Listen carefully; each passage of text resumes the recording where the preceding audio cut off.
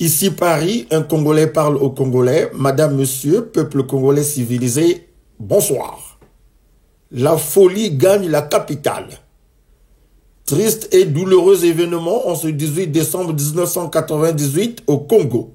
Rafale de mitraillettes automatiques par-ci, détonation des bombes par-là, destruction et incendie des maisons et cases, pillage, des dizaines et des dizaines de corps des jeunes parfois calcinés jonchent les rues et grandes artères. L'odeur du sang gisant se mélange à celui du chanvre que tirent les miliciens et autres barbouzes, les yeux rougis de haine. L'armée de Sassou lance l'assaut contre des populations civiles non armées. Bois la Manienga. Peuple congolais civilisé. L'ignorance est la pire des souffrances. Le savoir et les connaissances libèrent. Cela dit, pour ne pas plonger dans l'ignorance et ou dans l'oubli, ce soir, je vous invite à suivre religieusement le récit apocalyptique des jours sombres vécus par les populations des quartiers au sud de Brazzaville. Un récit de maître Maurice Massengo Tchassé, grand témoin des rafles et meurtres de la soldatesque sassouiste. En fait, cette guerre atroce qui a fait de nombreuses victimes avait commencé bien avant, en avril 1998 dans le Poul. Et je vais vous développer cela. L'instigateur de ces violences avait été désigné nommément par le pouvoir de Brazzaville. Il s'agit donc de Bernard Kolela, qui a permis à Sassou Nguesso d'écraser sous les obus, avec des armes lourdes, les quartiers sud de Brazzaville et le sud du pays. C'est-à-dire il s'agit du Poul, de la Bouenza, de la Lekumu et du Nyari. Et je voudrais d'ailleurs rebondir sur la gesticulation d'un enseignant de Marien Ngouabi qui a tenté de plonger les Congolais dans une confusion lorsqu'il s'est mis à épouser une théorie obscurantisme battue en brèche par moi-même il y a longtemps sur la distinction entre le Sud et le Nord. C'est pourquoi je précise d'ailleurs au docteur Grégoire Lefoba, s'il m'entend, je voulais lui dire que par convention, sur une carte, on place toujours le Nord en haut. Le Nord, on parle ici, c'est le Nord géographique. L'Est est à droite, le Sud en bas et l'Ouest à gauche. Lorsqu'on parle de Brazzaville Nord ou de Brazzaville Sud, ce n'est pas du régionalisme, comme le sous-entend ceux qui veulent défendre la bêtise de Florent Siba, ou encore qui veulent s'agripper dans un domaine qui ne nécessite pas de débat. Dans tous les pays, dans toutes les villes, on distingue souvent les quartiers, soit les quartiers nord, les quartiers sud, les quartiers ouest, les quartiers est ou les quartiers du centre. Ne dit-on pas le nord de Paris ou le sud de Paris? Et pourquoi faire une confusion lorsqu'on dit Brazzaville Nord ou le sud de Brazzaville? C'est tout à fait normal. Si nos premiers enseignants, ceux qui nous ont enseigné, soit au lycée Savagnin de Brazza, qui a été la référence justement de celui qui a présenté sa carte, et certaines personnes ont applaudi, il a fait de bonne foi. D'ailleurs, je voulais souligner ceci. Un bon architecte tient compte de l'orientation d'une maison ou d'un appartement entre le nord et le sud pour un meilleur confort, pour un meilleur éclairage, c'est-à-dire qu'il y ait une parfaite luminosité pour la maison. Et autre chose, également les phénomènes, lorsqu'on dit le lit, on doit le placer côté nord ou c'est pas côté sud, c'est pas... Voilà. En tout cas, dans tous les pays ou toutes les villes où l'on parle du nord ou du sud, l'équateur n'y passe pas. Toujours. Donc cette ligne géographique, imaginaire, représentée sur les cartes de notre planète est celui qui coupe la Terre en deux parties égales, selon un plan perpendiculaire à son axe de rotation, l'hémisphère nord et l'hémisphère sud. Parce que l'équateur, c'est un grand cercle imaginaire de la sphère terrestre, perpendiculaire, comme je l'ai dit, à son axe de rotation. Au Congo, on nous a appris et démontré que l'équateur passe à Makwa, cette ville du nord du Congo, est donc située à égale distance des pôles. On ne pouvait donc pas parler du nord à partir seulement de Makwa. C'est quand même une aberration. Éviter les débats qui sentent la poudre de l'apartheid. Alors revenons donc à notre sujet de la guerre atroce du 18 décembre 1998, où le même jour, Bernard Kolela, ancien maire de Brazzaville et ancien premier ministre éphémère de Pascal Lissouba, va déclarer sur l'antenne de RFI que ses enfants ont déjà occupé des points stratégiques de Brazzaville et que les forces de Denis Sassou Nguesso sont repoussées très très loin derrière les montagnes de la partie nord de Brazzaville. Alors, selon donc des informations de bonnes sources, cette nouvelle erronée est l'œuvre d'un folklorique prétendu conseiller de Bernard Kolela à l'époque, identifié d'ailleurs comme auteur de plusieurs grossiers mensonges au service de la police politique de Sassou. En tout cas, Bernard Kolela avait donné là à Sassou une raison d'exécuter son plan Mouebara, parce que les médias d'État se sont livrés à une véritable désinformation en parlant d'une tentative de coup d'État réalisée avec des moyens importants.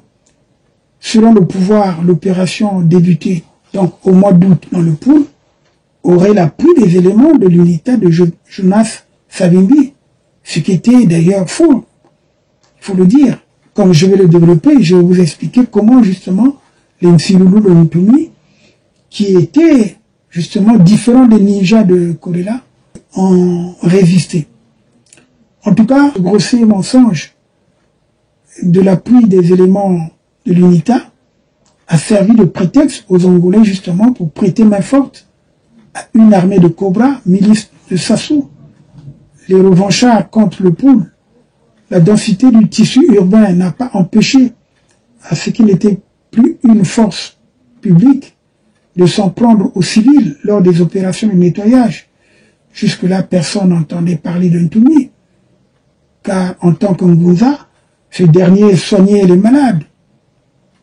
Suite donc à cette déclaration insensée de Bernard Kolela RFI, les autorités congolaises vont donc considérer comme chef de mouvement terroriste, il convenait de réduire au silence, c'est-à-dire Ntumi, qui avait pris la relève en tant que Moussa. Dans cette liste était également mentionné l'ancien ministre de Pascal Lissouba, Ngila Mungunga Nkombo. Sassou a toujours voulu la tête de Ngila Mungunga Nkombo, qui est l'une des rares personnes d'ailleurs qui avait vu Massamba Deba agonisant dans la cellule où il était enfermé le 18 mars 1977. Donc, à la suite d'ailleurs de nos investigations, nous nous demandons si Massamba Deba n'avait pas été exécuté plus tôt, contrairement à la date du 25 mars 1977 qui était diffusée par le CMP. En tout cas, en réalité, cette guerre du pool qui s'est abattue sur Brazzaville le 18 décembre 1998 a commencé dans la localité de Minuli le 29 août 1998. Donc, près de 4 mois se sont écoulés avant que les affrontements n'atteignent les quartiers sud de Brazzaville. D'ailleurs, un sage du pool, aujourd'hui décédé, m'avait prévenu de faire attention. C'était après la cérémonie commémorative du 3 novembre 1998, date à laquelle j'ai procédé à l'inauguration de la place du 3 novembre 1998, donc à commission. Je vous montre les photos. car bientôt, à Brazzaville, nous allions vivre des événements plus sanglants. Alors, pour avoir vécu ces événements, de décembre 1998, après mon retour d'une mission en Europe, la semaine qui a précédé les attaques de Brazzaville, j'avais organisé à Brazzaville plusieurs cérémonies commémoratives du cinquantenaire de la proclamation de la Déclaration universelle des droits de l'homme. Au cours de cette commémoration du 10 décembre 1998, qui n'a d'ailleurs pas bénéficié d'aucun appui, qui n'avait jamais bénéficié d'aucun appui, ni soutien de l'État, ni de l'organe onusien, nous avons fait jouer la pièce qui a violé mes droits fondamentaux dans la grande salle du palais du Parlement. Ensuite, nous nous sommes rendus le dimanche 13 décembre 1998 avec tous les artistes et comédiens à Saint-Alphonse pour un pique-nique garden party chez le vieux Mavounia, le père de mon frère et ami Charles Nana Mavounia, venu passer les fêtes de fin d'année au Congo après 33 ans d'absence. Il avait quitté le Congo en 1974 pour faire ses études en Union soviétique. Nous avons donc eu beaucoup de chance, car les ninjas qui sévissaient dans le pool étaient déjà aux alentours de l'Inzolo. Donc à Saint-Alphonse, lorsque nous avons quitté ce lieu festif, moins de 10 mètres avant d'atteindre Ngangalingolo, nous avons été accueillis par un cortège de forces armées qui se dirigeait vers l'endroit où nous étions. Je commençais à m'inquiéter pour Charles, le nana, qui était resté auprès de son vieux papa, et qu'il verra d'ailleurs pour la dernière fois, car 2 ans après, ce dernier avait rejoint l'Éternel. Donc, avec ma délégation, nous sommes bien rentrés à Brazzaville. La suite des événements était prévisible. Le mardi 15 décembre 1998, je sors du Parlement, j'arrive aux abords du marché Total et je rencontre des gens porteurs de baluchons. Alors, je fais demi-tour pour me rendre à Télé-Congo et voir mon ami Bertin Osenza a fait que son équipe du soir filme les images et les diffuse au journal de 20h. Il n'a pas hésité et l'équipe de Télé-Congo a filmé cet exode à partir du domaine de Pilot sur la Nationale 1 vers Mafuta, à 2 km d'ailleurs du pont du Dieu. Les reporters ne pouvaient pas progresser et Kiouzu Morel, qui était déjà là, nous étions donc également stoppés par les forces armées aux environs de Madibou. J'étais déçu car je voulais aller chercher mon frère et ami d'enfance Charles qui était bloqué à Saint-Alphonse. Alors je décide donc de repartir à la télévision où je vois Bertin Osenza en discussion avec un commandant qui lui interdisait de diffuser le reportage de son équipe. On s'est posé la question de savoir comment ce commandant s'y était pris pour avancer que nous avions fait filmer ce déplacement des populations vers Makelekele et Bakongo. Et d'ailleurs, pourquoi l'interdire? Ce jour-là, il n'y a pas eu de journal, ni de 20h, ni de 22h30 à Télé-Congo, parce que Bertin Osenza avait tenu, et son équipe avait défendu leur choix de ne pas respecter l'injonction faite par ce commandant de la garde républicaine, la garde présidentielle en fait. Alors jeudi 17 décembre 1998, le président Sassou se rendait au sommet de l'OUA, donc, à Addis Abeba. Je suis arrivé à proximité de l'avion.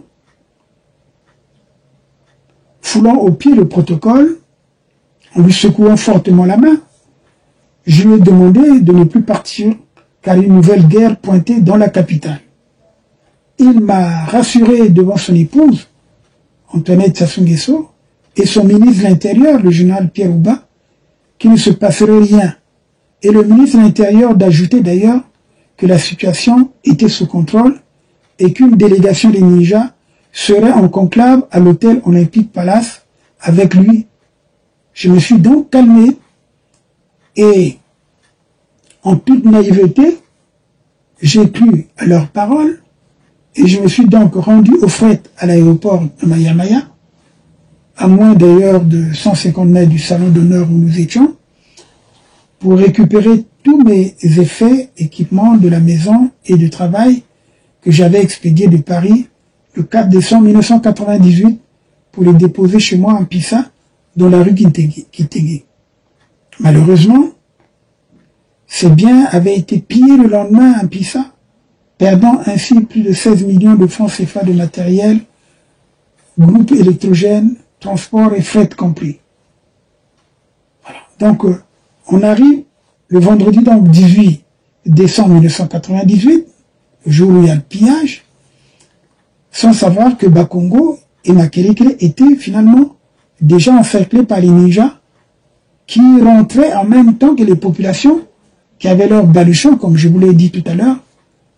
Moi, je sors tranquillement chez moi vers 10h à Pissa, dans la rue Kitenge, à 9h30 plutôt, pour le palais du Parlement, où le Conseil national de transition siégeait pour la session budgétaire. C'est en arrivant vers le centre sportif que le colonel Marcel Twanga, tout juste avant le centre sportif, c'est-à-dire que lorsqu'on quitte le marché total, je rencontre donc le colonel Marcel Twanga, qui m'arrête et me demande de l'accompagner au-delà du pont du Dieu, afin de ramener sa famille dont justement l'un de ses enfants sera plus tard assassiné dans l'affaire du Beach. Narcisse.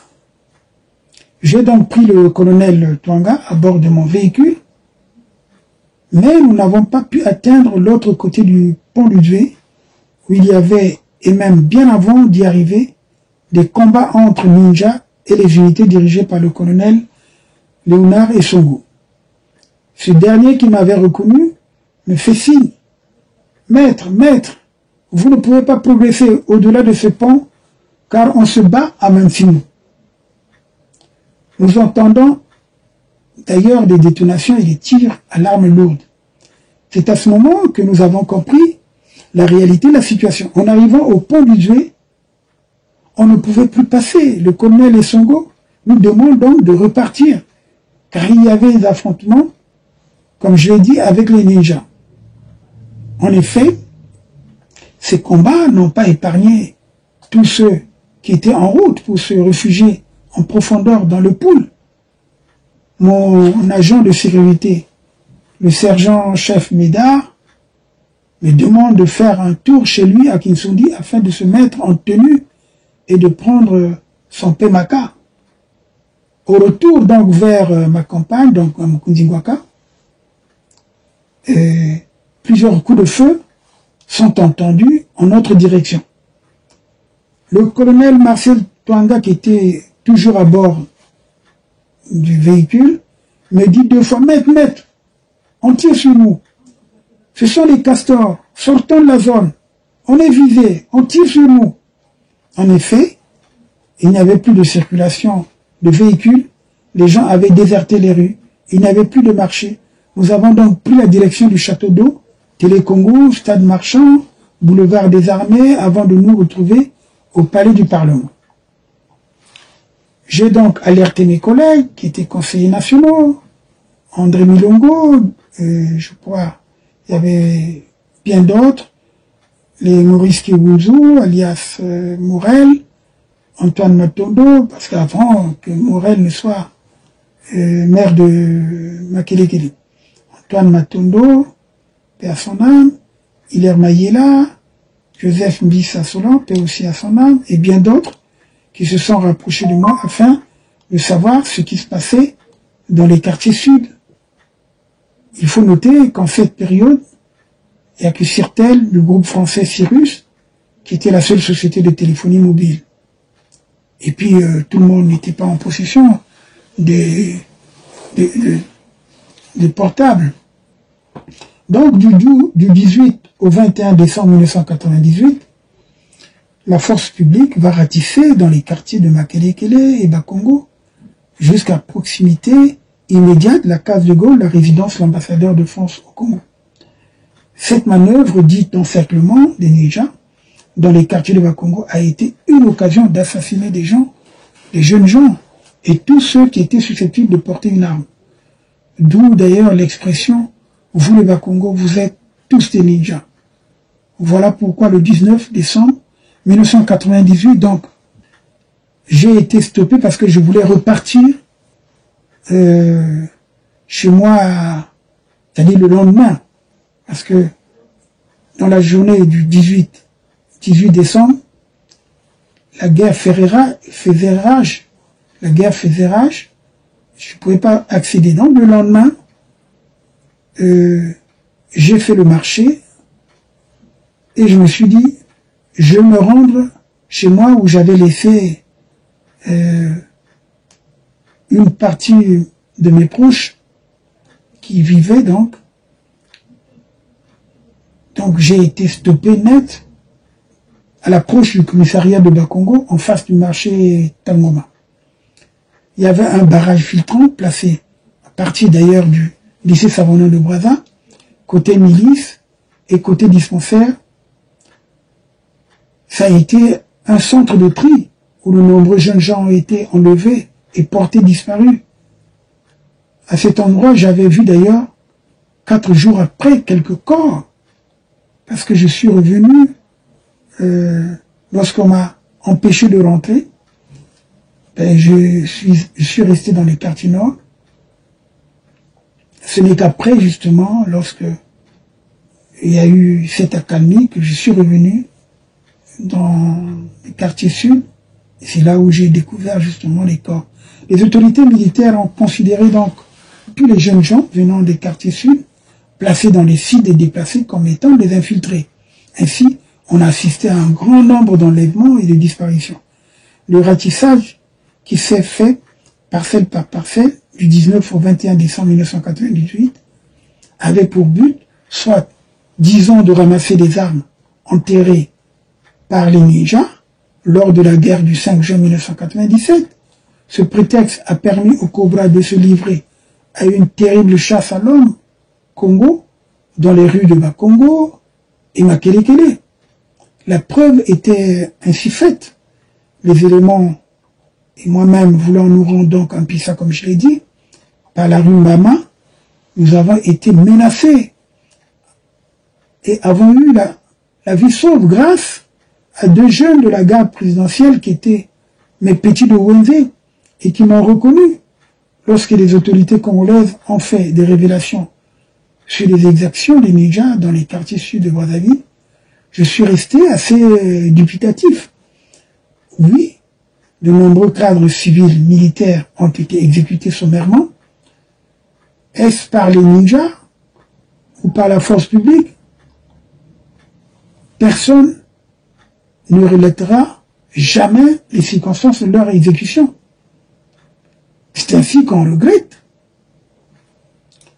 Et la mort du colonel Étienne Goma, qui était l'ancien directeur général de la police nationale, le colonel Lumbu de la gendarmerie, monsieur Jean-Charles Mvouama, directeur général du budget, et mon jeune frère du quartier, Bimbeni de Lourdes, qui était directeur de l'Institut Jean Bioudi, et bien d'autres. Nous avons réussi donc à déplacer certaines personnalités dans ce bourbier des quartiers sud. Il s'agit par exemple de la famille de l'ancien président de la Cour suprême Placide Linga, feu, paix à son âme, de l'artiste vedette Cosmos Montouari, des prêtres et de certaines paroisses et de bien d'autres. Et on peut se demander si les plus de 300 corps que j'ai vus dans les rues et certaines parcelles entre le 22 et le 28 décembre 1998 sont bien des victimes ninjas. En tout cas, je ne le pense pas. Je sais bien que moi-même, j'étais une des cibles des ninjas qui sont passés chez moi à rue Kitenge le jour sombre du 18 décembre 1998. Ma résidence était visée. Certains voisins ayant servi d'informateurs ont volé ce qu'ils pouvaient prendre, surtout ceux que j'avais ramenés de France, que j'avais récupérés la veille. Mes proches qui étaient restés sur place cette journée ont quitté les lieux précipitamment. Je l'ai échappé belle d'ailleurs, car les ninjas étaient bel et bien dans Pissa depuis le 15 décembre 1998. C'est Vital Bakabana, dit commandant Vital, qui a déménagé en tout temps dans la journée du 16 décembre 1998,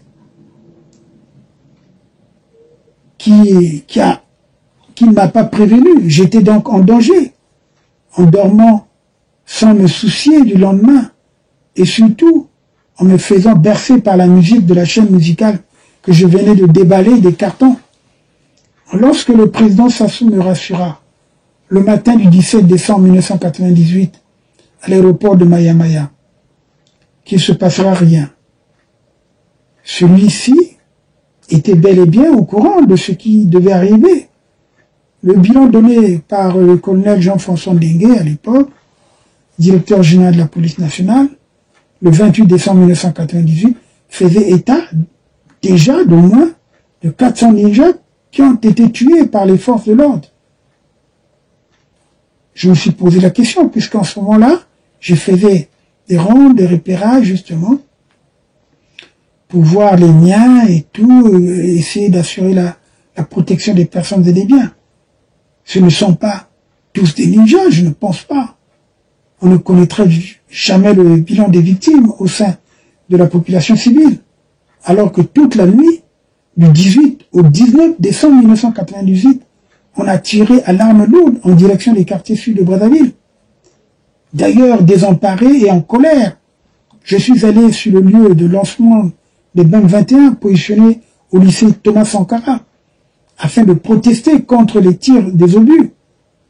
Pendant ce conflit, me trouvant donc à Brazzaville, comme je l'ai dit, de décembre 1998 à mars 1999, 5 jours après les attaques des ninjas, compte tenu des exactions et du pillage dans les quartiers sud, lorsqu'il y a eu accalmie, j'ai assuré à partir de cette date, donc 22 je crois, décembre 1998, la sécurité des personnes et des biens dans les quartiers victimes de violences. C'est pour ça que vous voyez les images que j'ai mises sur Internet depuis quelques années. J'ai organisé avec le représentant de la Croix-Rouge internationale, le Suisse, le ramassage des centaines de corps qui jonchaient le sol dans les quartiers sud de Brazzaville. D'autres étaient déchiquetés par les chiens. Ce sont des images insupportables que je ne peux pas vous présenter. J'ai assuré la sécurité des sites qui avaient accueilli les déplacés. C'est ainsi que nous avons sauvé de nombreuses vies et assuré la protection des biens des populations, réalisé des images parfois insoutenables, comme je l'ai dit, pour constituer les preuves des exactions. Cet album existe. Je l'ai mis dans mon ouvrage que vous voyez ici. À la page 462, j'ai publié au moins une trentaine de photos. Malheureusement qu'ils ne sont pas en couleur, parce que si c'était en couleur, c'est horrible. Mais tôt ou tard, je publierai ces photos en couleur pour que les gens voient la réalité, la gravité. Comme mentionné plus haut, donc nous avons sorti de chez eux de nombreuses personnes pour les mettre à l'abri dans les quartiers nord. Au cours de cette opération de sécurisation des personnes et des biens, avec mon équipe dirigée d'ailleurs par le capitaine Patou Bagana, composé du capitaine Samba et d'une dizaine de sous-officiers, nous allons découvrir les sites de Kingwari, du séminaire cardinal Émile Beyenda et Saint-Jean de Kinsundi. Tous ces refuges-là abritaient plus de 60 000 personnes. J'avais donc demandé pour des raisons de sécurité que les deux sites fusionnent. Et c'est ainsi qu'on a ramené ceux qui étaient à Kingwari directement au séminaire Émile Beyenda et à Saint-Jean. En tout cas, privé de sommeil pendant 4 jours, Pour la première fois, je remettais pied à Pisa, chez moi, rue Kitenge. Donc, j'avais décidé de me reposer quelques minutes sur le divan qui était encore en place, bien que certaines affaires aient été emportées par les pillards. 20 minutes plus tard, mon repos était interrompu par l'équipe de sécurité qui revenait d'une ronde dans le quartier. Ils me faisaient part de leur macabre découverte chez les Matsonis, à moins de 250 mètres de ma résidence à Pisa. Les Matsonis sont des voisins et des familiers à qui je rendais visite grâce à mes grands-parents compagnons d'André Matsoua. Nous avons donc trouvé 2 morts et un blessé grave et 2 hommes enfermés dans leur temple. Nous avons donc demandé ce qui s'était passé avant de faire enterrer sur place les corps des 2 victimes. Grâce donc au HCR, les 2 blessés, le blessé plutôt, trouvé sur place a été conduit au CHU. Je n'ai plus de ces nouvelles. En effet, une des personnes enfermées dans le temple nous dira que c'était des gens en tenue qui avaient ouvert le feu sur eux le vendredi. C'est passé le vendredi 18 décembre dans l'après-midi. Alors, le même jour, personne ne pouvait circuler dans les quartiers, si ce n'est avec une forte escorte armée. Et c'est d'ailleurs plus tard, je ne vous le cache pas, que j'ai su, c'est à peine quelques mois, j'ai su que finalement cette escorte était l'escorte de Blaise Adoua, qui était commandant de la garde présidentielle, qui était mandaté par le président de la République pour aller prendre la maman de Gérard Bissino, qui était la voisine des Matsouanistes. Donc probablement c'est à ce moment-là que les gens ont utilisé les armes pour peut-être se dégager, ou bien ils sont rentrés peut-être dans la parcelle de Mabaman Pissa pour tirer. Bon, voilà. C'est un peu la version qui corrobore par rapport à ce que le premier témoignage que nous avons eu. Mais malheureusement, nous avons appris, des gens racontaient n'importe quoi, il y a eu des massacres, il n'y a pas eu de massacres. Et d'ailleurs, ces 2 personnes que j'avais fait enterrer sur place, et il y a un monument qui existe, les noms sont connus, ils sont 2 personnes. Aujourd'hui, à Mabaman Pissa, ils ont leur monument, c'est leur martyr qui était tué pendant ces événements. Pour revenir donc à la journée du 18 décembre 1998, je vous relater la suite vers 19h, me trouvant donc à Wenze lorsque j'ai entendu les détonations de BEM 21 tirées à partir du lycée Thomas Sankara. Je me suis précipité sur les lieux. Je n'ai pas hésité à m'en prendre aux militaires qui tiraient sur Bakongo et Makelekele. Cette vive discussion a permis une pause de moins d'1 heure. J'étais hors de moi. Je me suis rendu chez le couple Adélaïde et Benoît Mondelingolo, qui étaient domiciliés d'ailleurs non loin du lieu des tirs, pour me plaindre et dénoncer ce genre d'agissement reproché au pouvoir de Pascal Lissouba en 93 et 97. Ne sachant pas où aller passer la nuit, je me suis retrouvé dans les locaux de Radio Liberté, en Combo, non loin de chez Tassoua, avec mon petit monde que j'avais, puisque tous ceux qui m'accompagnaient, en dehors de Twanga qui était sorti dans la journée, et après le Parlement, moi je me suis retrouvé en errance en fait. Donc je me suis retrouvé vers la Radio Liberté, en Combo non loin de chez Tassoua, le général Jap, où j'avais passé la nuit avec des éléments de ma garde avant de leur trouver le lendemain un lieu d'habitation à Wenze. Une semaine après, Gérard Bissindou, d'ailleurs directeur de cabinet du président, m'a fait installer à l'hôtel Bikoumou avec d'autres cadres du Sud qui étaient désormais sans domicile. Il s'agissait donc de Placide Lenga, Jean-Pierre Ndika, Justin Mikolo Kinzonzi et d'autres personnalités donc qui étaient placées à l'hôtel Bikoumou où nous étions. Donc le 19 décembre 1998, avec mon équipe, nous avions fait des courses très tôt et voulions nous rendre un Pissa pour avoir des nouvelles de nos proches, comme je l'ai dit tout à l'heure. En passant donc au niveau du commissariat de Bakongo, je voulais me rendre à partir du Square de Gaulle, et là nous avons été arrêtés parce qu'il y avait un bouchon, afin de laisser le passage. J'avais invectivé les gens qui avaient fait un bouchon, qui ne voulaient pas laisser passer les populations qui se mettaient à l'abri des combats. Et j'étais fâché, quelques semaines d'ailleurs. Après, j'avais compris que tous les Bakongo étaient pris pour des ninjas, comme je l'ai dit tout à l'heure, qu'il ne fallait pas les laisser passer dans les quartiers nord sans un minutieux contrôle. Nous en avions fait la triste expérience. En arrivant vers le commissariat de police de Bakongo, en face donc du marché Tangoma, comme je l'ai dit tout à l'heure, alors que nous voulions emprunter la rue Mbama pour sortir vers le dispensaire de la SNCF, nous avons été stoppés par des éléments de la garde présidentielle, avec des supplétifs Cobra, qui ont failli tirer sur nous, en disant c'est une zone de guerre.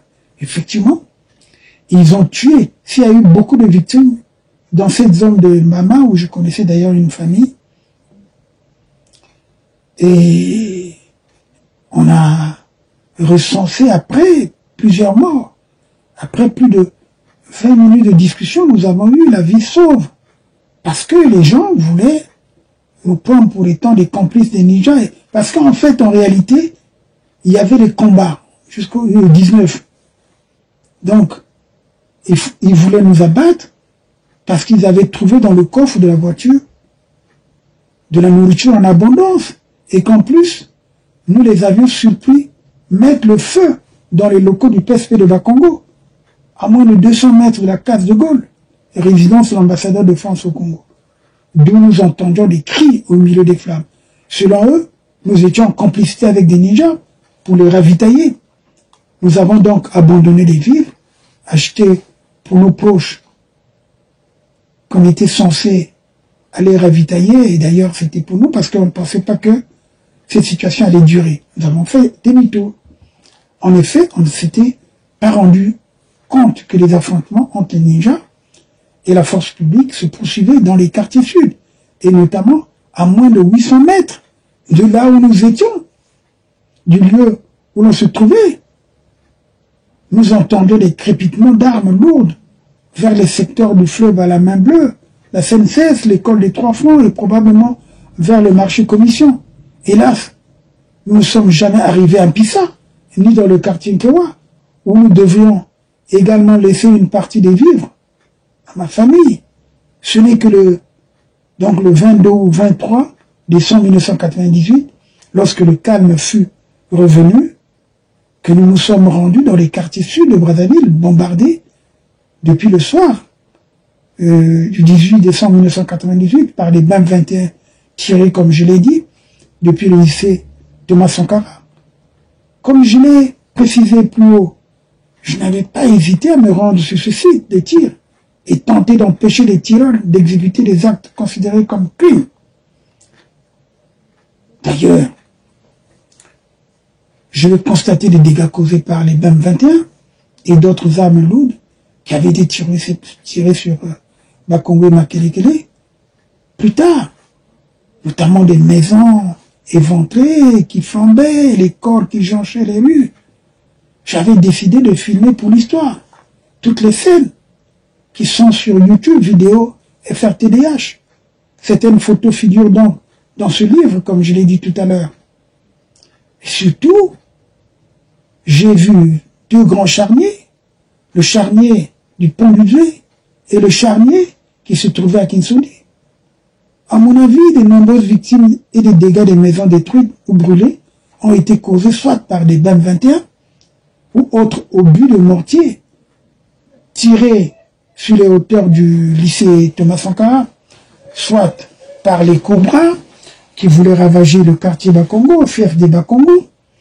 J'avais filmé d'une part des corps dans de nombreux secteurs, et comme je l'ai dit particulièrement au pont du Djé, vers l'usine de Kinsoundi, il y avait donc ce charnier insupportable, et d'autre part de nombreuses scènes de pillage et de maisons brûlées. Pendant cette opération, j'avais constaté que plusieurs maisons étaient effectivement touchées par des obus et d'autres brûlées par des gens haineux et jaloux. Lorsque les pillages ont commencé, j'ai informé le président de la République et le docteur Léon Alfredo Pimba, qui était en charge de l'action humanitaire. Ensuite, j'ai passé un communiqué à Télé et Radio Congo et Radio Liberté afin que les volontaires de la force publique, et particulièrement ceux habitant le quartier sud, se joignent à nous pour assurer la protection des biens et des personnes qui ne s'étaient pas déplacées de leurs habitations. Je rendais également compte à l'archevêque de Brazzaville, Monseigneur Barthélemy Batantou, que je connaissais très bien parce que j'étais son enfant de cœur à Notre-Dame de Bakongo. Parfois le soir, je me rendais chez lui, on dînait ensemble. Il me connaissait bien. Au cours donc de cette opération de sécurisation des personnes et des biens, mon équipe a intercepté plusieurs pilleurs et des porteurs de bidons d'essence munis de bouts de papier où étaient inscrites les adresses des maisons incendiées. Certaines maisons ont été brûlées à la demande des commanditaires haineux. Nous avons sauvé beaucoup d'habitations et de biens. De nombreuses personnes et des familles entières ont été sauvées grâce à notre opération. Comme je l'ai dit, c'est le cas également de la famille Raoul Nkunku, dans la rue Molle, à Bakongo. C'est le cas effectivement aussi de la famille comme Montouari Cosmos, Abifouti, de la famille Lenga Placide, comme je l'ai dit tout à l'heure, au Château d'Eau, de Samuel Gatabantou, avocat général près la Cour suprême, à Kinsundi Barrage. Pour ne citer que cela, beaucoup de citoyens ont bénéficié de notre assistance pour leur évacuation. À la demande de Monseigneur Barthélemy Batantou, archevêque de Brazzaville, nous avons évacué quelques objets précieux se trouvant dans certaines paroisses catholiques du sud de Brazzaville, y compris ceux du grand séminaire Émile Gayenda et du petit séminaire Saint-Jean, dont l'abbé Donatien Bisaboulou fut le recteur. J'ai bénéficié donc de ce prêtre bienveillant, l'abbé Donatien Bisaboulou, qui était donc recteur du séminaire, qui m'avait permis de présider au grand séminaire Émile Gayenda une réunion de travail suivie d'un repas pour rapprocher les ecclésiastiques et les miliciens Cobra qui faisaient rage, qui venaient enlever les gens. Comme vous pouvez le voir, il y avait déjà pratiquement beaucoup de meurtres là-bas.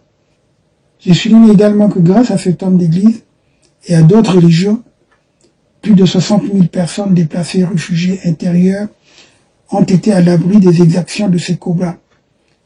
C'est le cas de Blaise Nzalakanda, général à la retraite, qui s'y était réfugié. Comme je vous le montre, vous le voyez, à l'abri, paix à son âme. En tout cas, il était avec l'entrepreneur Nkuka. Et là, on était en entretien ensemble.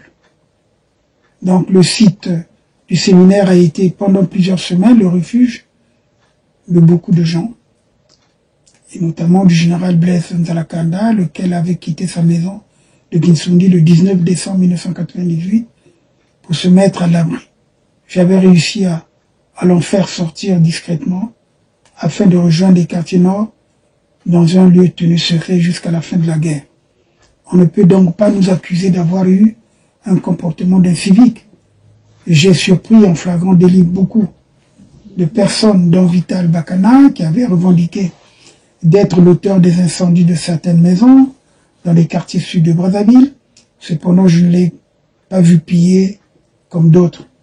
Et j'avais signalé ces faits au président Sassou, qui par la suite allait déclarer, lors de son message de Nouvel An 1999, le soir, le 31 décembre 1998, je le cite, « À la force publique, je donne l'ordre de procéder dans l'immédiat à la récupération des biens pillés, à leur restitution, sans délai aux ayants droit. Je demande au haut commandement de tout mettre en œuvre pour préserver les biens des personnes déplacées et de veiller fermement à ce que la quiétude de celles-ci ne soit pas troublée. Dans les sites d'accueil où leurs frères des quartiers nord leur ont offert l'hospitalité, donnant ainsi une preuve supplémentaire de solidarité et d'unité nationale. Alors, pour moi, donc, j'étais réconforté et satisfait par cette déclaration du chef de l'État qui avait tenu compte de nos plaintes sur les pillages, les viols et les enlèvements dans les quartiers désertés et les différents sites. Cela m'a permis d'ailleurs de renouveler l'appel à l'endroit des agents de la force publique domiciliés dans les quartiers sud de Brazzaville et de les inviter à se joindre à nous pour sécuriser les personnes et les biens. Mais malheureusement, moins de 10 officiers et sous-officiers seulement ont répondu à notre message radio lancé à la radio Télécongo et Radio Liberté. Le boulanger restaurateur Kimbalou Patou nous fournissait chaque jour du pain avec ma petite équipe de sécurité dirigée par le capitaine Bagana Patou, actuellement colonel à la retraite. Malgré donc mes menaces à l'endroit de Vital Bakana, mon petit de l'avenue des Trois Fonds, ce dernier m'avait répondu qu'il était intouchable car le président Sassou lui avait confié la garde de et la protection de l'une de ses filles, Ampissa, pendant la guerre du 5 juin 1997, la nommée Andrea Sassou Nguesso, la mère du poule. Elle était âgée à l'époque 11 ans, si vous calculez, pour ne pas dire 26 ans après, à l'époque, donc aujourd'hui, elle a probablement 37 ans. 38 ans même. Possible, oui, 37 ans. 37 ou 38 ans. En 2000, oui, 2000... Elle était âgée de 11 ans à l'époque et aurait probablement, en 2025, 38 ans. Alors, Vital Bakana Cobra, ancien ninja réputé, m'avait affirmé en janvier 1999 être à l'origine de plusieurs incendies de maisons appartenant aux partisans de Bernard Koulia. Voir les photos, 460, voir la photo que je vous présente en discussion avec moi. D'ailleurs, cette photo a été présentée par les gens de mauvaise foi comme étant, moi je pactisais avec Bakana. Au contraire, c'est moi qui faisais des remarques qui les empêchaient à faire,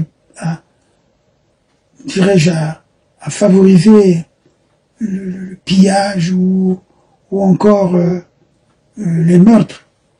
Alors je suis persuadé qu'il pourrait être aussi responsable des dégâts occasionnés chez un ancien gars de la GMNR, M. Samba Mpissa, qui était remonté contre moi alors que je lui ai rien fait.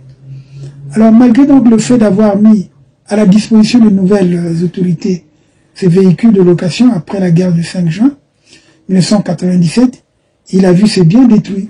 C'est dommage. Pourtant, j'avais réussi à l'époque, après sa requête, à le faire dédommager par Isidore Mvouba, directeur de cabinet du chef de l'État pour ces véhicules qui étaient entre les mains de certains dirigeants en après la guerre de 1997. Un certain, d'ailleurs, parent d'Elvis m'a mis en cause avec des propos mensongers sur ma personne. Il m'a diffamé que j'aurais touché à sa maison comme si je connaissais là où il vivait. En tout cas, c'est simple calomnie. Vous savez, les propos nuisibles des gens qui puent la haine, on les trouve partout. C'est les gens sans fondement, surtout quelqu'un de son rang, il n'allait pas affirmer ce genre de bêtises, quoi. C'est ça. Mais pour moi, ça me dit absolument rien. Parce qu'une fois, je me suis rendu chez mon frère à Blois, il m'a dit, ah, mais ce gars-là, il dit, ah oui, mais on aurait pu discuter, genre. Mais pourquoi il ne s'est pas approché de moi pour qu'on discute, je lui fasse comprendre que ce sont des fausses accusations. Hein? Je crois qu'il y a eu mépris sur ma personne dans cette affaire des matouanistes, comme l'affaire des incendies des maisons. Il est dommage que certaines personnes, souvent, par exemple lui, en tant qu'officier de son État, puissent avancer des pareilles allégations sans la moindre preuve. Pourquoi ne s'est-il pas adressé aux officiers courageux du pôle volontaire qui a assuré la sécurité des personnes et des biens pendant cette période difficile? Il ne faut pas inventer les choses. Il faut apporter des preuves. Vous reconnaissez quand même que vous êtes trompé sur le compte d'une personne qui a sauvé des vies humaines, qui a préservé les biens d'une bonne partie de la population de Bakongo et Makelekele. En tout cas, pour moi, je les ai pardonnés. Dieu, probablement, va les pardonner aussi. Hein, pour le tort qu'ils ont voulu me causer avec leurs propos diffamatoires, les affirmations mensongères, de par mon éducation, de par ma foi chrétienne, de par le niveau de mes diplômes, par la culture, ce genre de conduite, de comportement, de délit et de crime est impensable. Incendier des maisons, meurtre et assassinat, c'est inimaginable. Donc voilà. En tout cas, je voulais témoigner à propos du déroulement de cette guerre qui avait commencé dans le Poul en août 1998 et qui s'est terminée à Brazzaville entre le 20 et le 25 décembre. 26 ans après, à quoi ressemble le Congo? Pour asseoir son pouvoir moribond, Sassou a brûlé les Bakongo. C'est quoi? Pourquoi cette haine envers le Poul? Malheureusement pour lui, Badjan Seke, dit Fouari Sassa. À très bientôt.